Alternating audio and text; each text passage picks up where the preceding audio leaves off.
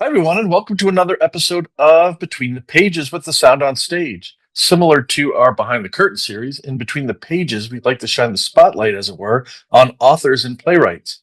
I'm Greg Heilman, and today I'm joined by a returning guest, Jasmine Joshua, who appeared previously on an episode of Get to Know a Theater to talk about Reboot Theatre and its big 10th anniversary. Jasmine recently said goodbye to her latest onstage character, Fagin, in Reboot's fantastic production of Oliver, but today we're here to talk about Here and There, THEIR, for those keeping score at home. Jasmine's original work that is running on stage at 12th Avenue Arts from June 13th through the 28th. First off, welcome back. It's great to see you again. Yes, good to be back. You're well. Your guests can see like this is a working office slash guest room. I was like, oh, I should clean up. I was like, no, that's like kind of the point of this. It's like, what does madness at its peak look like? But I'm Yes, what delighted to come back. the chaos before the the opening. But first, actually, I do want to talk a little bit about Fagin because before we get started with Here and There, because there's a bunch I want to talk to about that. I'd like to know what the experience was like to play Fagin in that amazing production of Oliver that I believe across the board was received with hugely positive reaction. I mean, I know I loved it. Yeah. Oh man, people loved this show. It was a really special, and not. I mean, we're happy when audiences love our work, but Oliver was really special. One for me because I got to actually be on stage, which with Reboot, I'm usually a behind the scenes, or I'm like as artistic director, or as basically like head of production. But I got to play, and that was great. It was a fabulous experience. Scott, as a director, is excellent. He always has such a clear vision, not only like thematically, but also visually. And I think that really came through. And I think audiences really responded to the incredible design of the show. And all of that stemmed from, Scott as the Bud, and then the incredible designers that we have: Jeff Church on set, Jocelyn Flower on costumes, Carolina Johnson on lights. I mean, it was a really like visually stunning. Robin McCartney on props, like it was Yeah. just across the board. Josh Valdez on sound. We added mics for the first time, um, which was a huge deal for us. So that was really exciting. So that like our mix was better with the band. So it was overall like production wise, it was a really exciting thing as a company, and then artistically, it was just a dream team. And that cast, like we we bonded really early, and it really, when a cast bonds like that, like it shows on stage, and I think a lot of audiences responded to that. Yeah, it was great, but I mean, and it's had to be hard saying goodbye to the character because you were. I mean, the passion you showed in that on stage was next level. Thank you. Yes, I loved Fagin. I really, I feel like as an actor, the best thing that you can do is fall in love with the person that you're playing, even if that person isn't necessarily like morally, Yeah, doesn't to say the necessarily least. morally Yeah, align with who you are. Um, but like if you love that person, then it's so much easier to become them, because it's hard to be something that you hate, right? But if hmm you love someone, you figure out why they're doing what they're doing, and then you start to figure out other you're able to live in between the scripted moments better. And sure. becoming Fagin was a joy, such a joy. And it was really hard to say goodbye. I actually just re-dyed my hair because it was the Fagin dye was That's growing right. out. Yeah. So I like just cut it, and like that was like even more of a mourning. It was like a month after. I was like, ooh, the last bit of him is gone. Well, moving on to Here and There, which is your next big thing here. So that opens at 12th Avenue Arts, as I mentioned, on June 13th, which is right around the corner. Uh-huh. Are you nervous? I mean, Yes. if um, yeah, I started writing this show 7 years ago. Writing a musical, as anyone who has ever done so can tell you, it is a long process. And you think like, oh, whatever, like I could knock it out. It's like, yeah, but it's not just about you. yeah, And I mean, and that's what makes one, theater the best medium on earth, and two, what makes musicals so great is that there's so many pieces and so many things that you have to consider when you're just writing the script of something. So I wrote the book. My best friend from high school, we've known each other since we were 14 years old. Heather Ragusa wrote all the music for it. And yeah, like when you're writing just the book, there's a dance because like you might write up to a song, but you don't know how much the song is going to like there's a trade-off between what does the song say versus what does the book say. So sometimes like I would overwrite a scene and then Heather would write a song and I'd have to delete something that I'd written because the song said it, right? And vice versa. Like, oh yeah. It seems like it's a road and a bridge, right? Because you come up to yes, a river, I and love you have that. to know exactly where the road ends and the bridge begins. That's what it sounds like you're describing. But Absolutely. yeah, Yeah. No, absolutely. Yeah, that's a really good analogy of it because it's like we still need to get over. yeah, So how do you want to cut it? Like, do we want to, where do we want to start that bridge? Where do we want to end this road? And that is just, it's a constant negotiation because otherwise you have a scene and then you have a song that just said what the scene said, or you have a scene after a song that just said what the song said. And now you're like, all right, I'm done now. So, and then combing through, especially through different drafts. So in any case, like the writing process is arduous enough, but then I made the insane decision to self-produce it, egged on by a couple of my friends who were like, you should just do it. Just do it. Why are you waiting? Just do it. Like, you know how. So go. And I thought last summer, sure, I can do it. And the good news is this. I've said this over and over again. I knew it was going to be hard because I know producing is hard. I've been doing it as previously discussed for the last decade. And I know that it is a hard thing to do. However, I knew also that it all depends on the people. And I am really fortunate in that I have gathered this group of people who are so remarkable and kind and giving and generous and talented as hell. And that it makes all of the insanity like not only well worth it, but it makes it like you do it for them, like you do it for the team. So I'm scared because like it is a personal thing that I wrote. It is about a personal thing that happened in my life that the names have been changed to protect the innocent, but but it's based on my experience coming out later in life. And I knew that, and that was what I wanted to write about. And that experience obviously like is very personal to me and to many others. So like it's a personal story. It's something I've worked on for 7 years. And it's like, God, I hope people like it. Like, I'm not worried about it being like, my cast is great. My design team is great. My production team is great. My band is great. Oh man, like, it's going to be great. I'm just like, it's my heart that I'm just going to put naked on a stage. Well, And what do you hope people get most from it? Do you hope that they relate, especially if they've got a similar experience? For those that might not have a similar experience, do you hope that they learn something from it, like a bit of empathy towards people that have gone through that experience, like you and others have? yeah, absolutely. For like one of the many taglines that we've been trying out with this show is this is a show for trans people and the people who love them. And in every piece of art that I do, even if the material isn't necessarily about being gender nonconforming and trans, is I want to create aha moments for people. And whether that just means like me being on the project and out and visible, or it is material that relates to it, or we have rebooted something to have relate to it. And the reason why that's so important to me is because when I came out at 33, I was the oldest non-binary person that I knew in Seattle in 2017. I was the oldest one.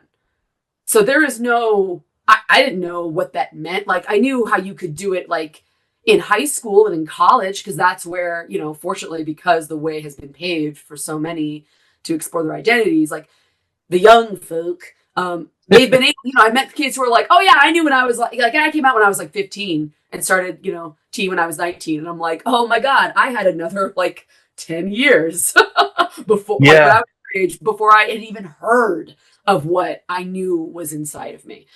And so that is something that like I want, I'm writing for people who have been through that experience and for people who are like, that might be me, but I'm not enough. That might be me, but like, it's too late for me. It is not. You can start living your full life, please, as soon as possible. And I think that collectively as a society that is just, we want to make it so that everyone can. And that is like my primary, like that is the trans agenda that I'm not so secret about for the show. And honestly, and for people, we have like, this is family of the protagonist who don't get it. And I never heard of it before. And, I've written a story that is how I hope it can be, and not necessarily reflective of like stories that I also know are true, because ultimately I wanted this to be joyful, and it's a comedy. But there is not necessarily like, I don't know how to say it. Like, forgiveness is too longer term. It's not saying like, it's okay. It's okay to make mistakes. It's okay to not get it. What it's not okay to be is unkind. What it's not okay to be is hateful.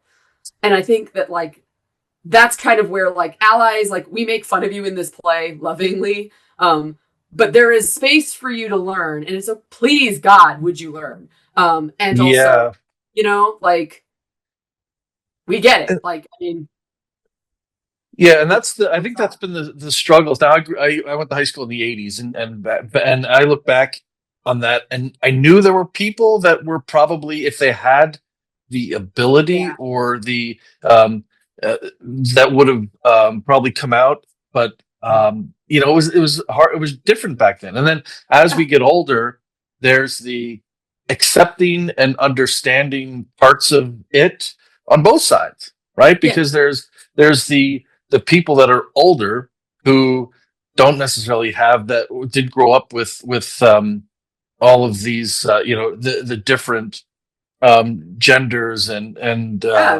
the language and things like that. Yeah, exactly. The language just wasn't there. No. So there's a little bit of trying to adjust there. So mistakes, like you said, mistakes are going to be made. But as long as we try to do the best, to have that empathy, it's about empathy and having a heart that accepts people for who they are.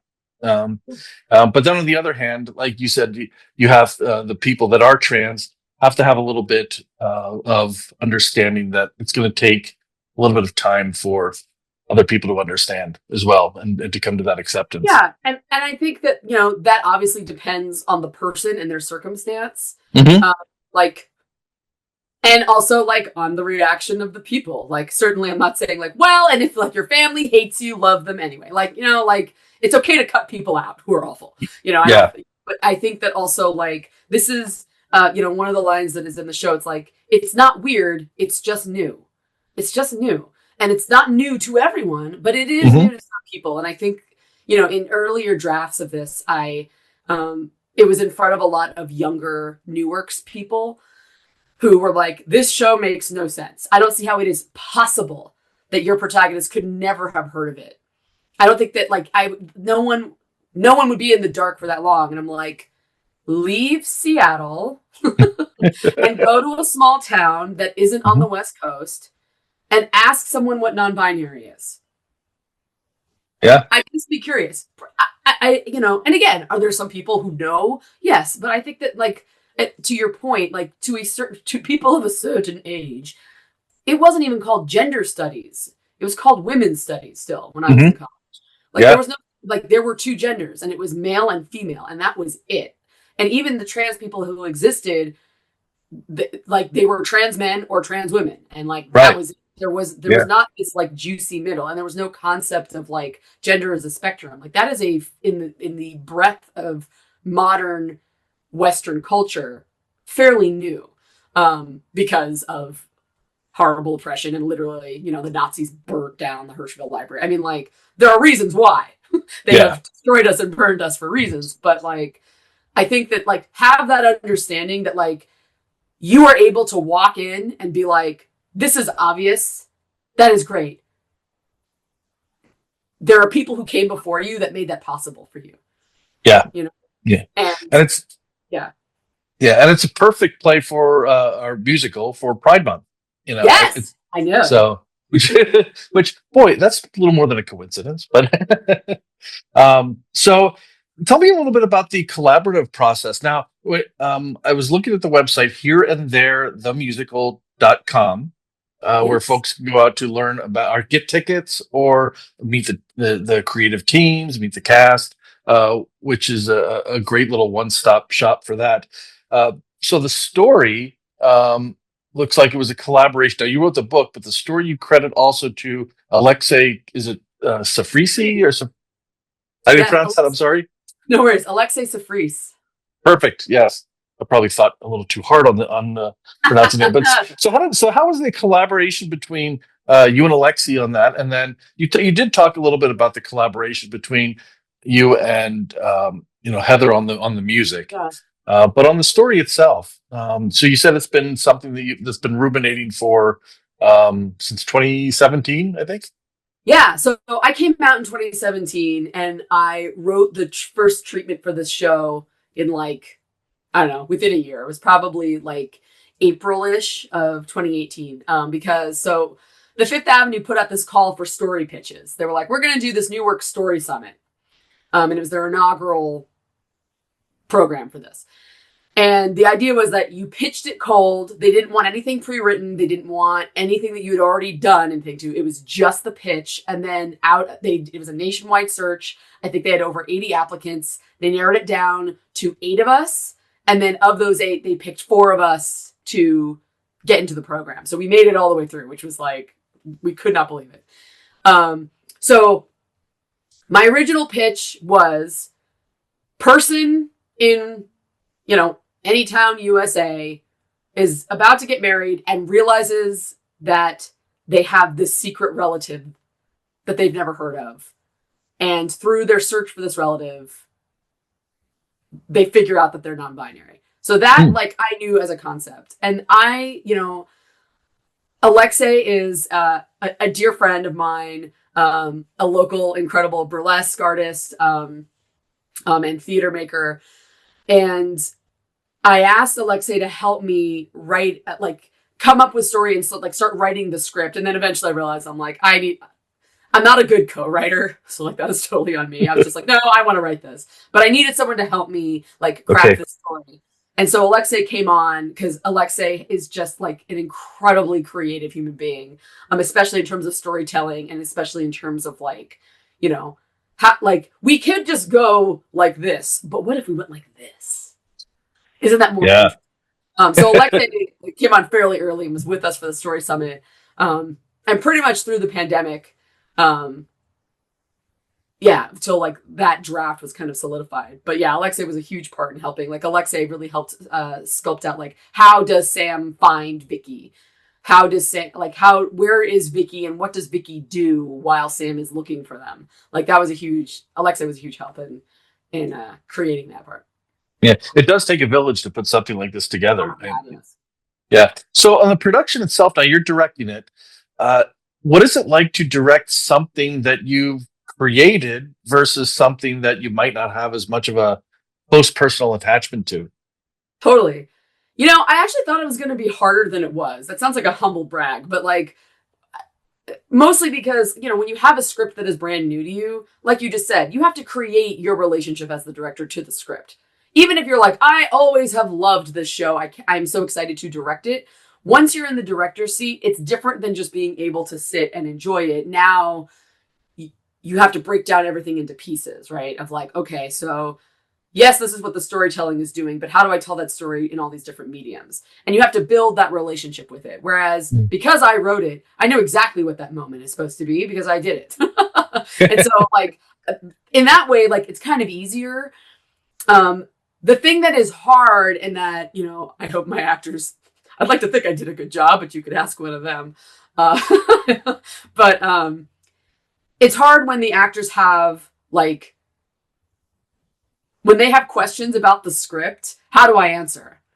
Am I answering as the director who has to be objective about the script and the words? Or am I answering as the writer where I'm but can't you see this is what I meant? It's but that doesn't matter. If they don't get if you as the director can't help the actor find their way through the words detached, then it's not going to be a true moment because the actor has to understand it. And so I think that was kind of the hardest part for me. was to like, because usually I'm detached. I'm like, well, I don't know. Like, what do you think? And I could tell like the actor knows damn well that I know exactly why. Yeah. There's actually a right answer to it. You know what I mean? And exactly. So like, I think that was hard for me. And I tried, I told the actors at the very beginning of this, which I think is always true about directing. At the beginning of starting a directing gig, you know more than anybody because you have the vision, you create all the steps, you've blocked it, you've mapped it all out. And over the course of rehearsals, tech, and then opening, it changes. And the actors understand who they are more because they live in those people and they understand how it has morphed and they're the ones telling the story. And there's this beautiful handoff where like the actors don't need to ask you questions anymore because they just know. Yeah. Yeah. And that I think, I told them that I'm like, there's going to come a point where you're going to know these characters more than me. And I want you to like, please own them, like own who, like, this is yours. I'm helping you. I'm preparing you to take it from me, I'm going to cry a lot by the time this opens. But yeah, it's weird, but actually, again, like it's kind of been okay. It's like, it's worked out. Yeah, I can see that because it's got to be an interesting balance there because as an actor you try to find the backstory of your character, but then when you're looking out at a seat and the person that actually has the backstory is sitting right there, and so yeah, it's got to be an interesting thing, and also part of the letting go of it, I would imagine, has to be a bit challenging for you. Yeah, I was going to say, like, there are ways that the actors say lines that I'm like, that's not how I intended it, but I don't get to say that. That's not my job. That is their job, Mm-hmm. And, like, I can say, like, oh, this is a more serious moment or, like, make the joke here. That's different. But, like, inflection is not my business, And I'm like, yes, it's in my voice because it was in my head. um, so sometimes I just sit there and it's not that it's bad. It's just like, oh, like that's not how I heard it. And ultimately you have to let go and be like, it doesn't matter. Let them Yeah, have it, that's what makes it different too. And that's the great thing about live theater is when you Oh, inflect something a little bit differently each night, it's a different show. that's right. So what are your plans for here and there after this world premiere run? Yeah. Well, um, right now, just rest in a dark cave. But uh, my hope, my hope is that this is proof of concept. This is a show that I have written. It can be done with 10 people. I've decided to have a cast of 16 because I wanted an ensemble. But I have cut down to only 10 people, which is still a very large musical by Newark standards, which is really a shame. And I get it is expensive. God, do I know, is it expensive? I'm learning a lot about that. But because of that, like we're kind of, musicals are getting smaller, right? I mean, unless you have big producer money. So all of that is to say, my hope is that this is proof of concept. You can do it. Like it doesn't have, like this is still a worthy show. This is still a show that people want to come and see. And like, maybe like it is worth the risk taking. But yeah, like, I don't know, hopefully people will come and they'll see it and we'll go on to do a regional premiere somewhere. I know that there's a way to like get it like trademarked or something. So like theoretically other theaters could like purchase the rights to it and put it on in other cities. And I would love that. I would love that because I feel like silly saying it, but I really do believe in it. Well, we do have a great community of creators in the area here that I'm sure you could leverage to that have created things that have started here and have gotten those regional Yeah. showings. So, but here's another sort of adjacent question as a creator. And coming out of COVID, what I've noticed from a lot of the larger theaters is that they're moving away from the cultivation of new work and going more towards things that because they have to make money. They've got the overhead, they've got the bills to pay. So they're going more towards, whether it's playing the hits or whatever. Are you finding that 'cause you were part of the Fifth Avenue's programmed for new works. Are you finding that those are not as prevalent, and that the responsibility for developing new works is falling on little smaller theaters? Yes, absolutely. Yeah, I mean, new works in education, right? They're the first ones on the chopping block, unfortunately, when we're looking at budgets, which is too bad because maybe the reason why I don't run a big regional house, I don't know all the ins and outs, but I feel like new works and education of new audiences is perhaps the way to invest in a theater and give it more longevity. But that all being said, like the answer is yes. New works programs are getting cut. There are a lot of opportunities for like, I have a brand new idea. Come to a writer's retreat. But there aren't a lot of resources to do what I'm doing, which is like, let's give a show like an actual production, even if it's on one of our smaller stages. Maybe it's like more of a like a lab is what they call them, as opposed to like a full-fledged production, so that we can see it, as opposed to doing these 29-hour readings, which is a bunch of people at music stands, and it's hard to visualize what is happening on stage because this is a visual medium, right? Sure. And Village used to have the beta series. It was such an incredible series. It was so brilliant that they did this. And as far as I know, as I looked around, it was one of the only ones in the country. And it is a crying shame that they had to cut it, probably for, to save a bottom line, which is understandable. And they do their New Works Festival, but I mean, it's not the same. Again, like doing a reading is just not the same. So yeah. One of the places I'm seeing still does that is up in Port Townsend with Key City. They still, incubate new works and things like that. But yeah, I mean, to me, it looks like the Arts Wests and the places like that are really filling in for the it's kind of going downstream. And I mean, I pitched this to Arts West and it was too big. 10 people was too many people for them. And they liked it. They were like, this is great. We cannot do a 10-person musical. It's just too expensive. I get it. You know what I mean? But like, there's only, to your point, there's only so much a little guy can do. I mean, the Fifth Avenue got their New Works program altogether. So the Fifth Avenue, whose tagline is "Where new musicals are born," not anymore. Yeah. So, unless they get enhancement money, which is, Yeah, and now with the partnership with STG, right? I think that's changing how that entire organization looks. So the whole landscape is changing, unfortunately, and it's the kind of those trickle down effects of COVID and whatnot. But so other than curling up in a dark cave for you, we talked about what's next for Here and There. What about what's next for you?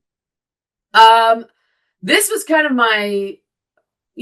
Once I knew I was doing this show, I kind of cleared everything so that I could like really dive in. I did Oliver, I knew once I got into Oliver, I was like, all right, just this one more thing. And I'm so glad I did. It was such a great, little jewel. But yeah, my plan, to be honest, is to take a little break. I've learned so much about this musical, not only through writing it, but through producing it, that for the next show that Heather and I are working on, and we have a couple ideas in the hopper. I think we're going to go about it a little bit differently in how we're going to get it together. So I think my plan, honestly, is to kind of take a step back and enjoy hopefully the laurels that come with it, and then start strategy for the next one. All right. Well, I can't wait to see it. So it's opening up on June 13th and running through the 28th. And if you're interested in learning more about it, Here and There, themusical.com. And the musical is Here and There. And my guest on this episode of Between the Pages has been its creator, Jasmine Joshua. The world premiere, as I mentioned, opens at 12th Avenue Arts on the 13th. And for more information, head out to the website. Does the show itself have a social media presence other than the website? Yeah, we are on Facebook and we are on Instagram. We've been posting photos from rehearsal, videos from our concert that we had. We're going to do Wandelprobe tonight, and we're going to take some videos. So if you want to get some sneak peeks, check us out on social. Very cool. I'll share all those links and tags and all of those things in the show notes for the interview here. And again, thank you for taking the time. to out of your hugely busy schedule, which has to be um, really a mess at this point, trying to organize everything to get it ready. I'm sure I have no idea. Uh, so here and there, themusical.com and social media. Remember to check out The Sound on Stage on all social media platforms and head out to our website at thesoundonstage.org to read our reviews, watch our other interviews, subscribe to our newsletter, or to learn more about our 2025 awards ceremony that's just coming up on September 15th. And once again, this has been Between the Pages with The Sound on Stage. I've been your host, Greg Heilman, and until next time, I will see you at the stage door.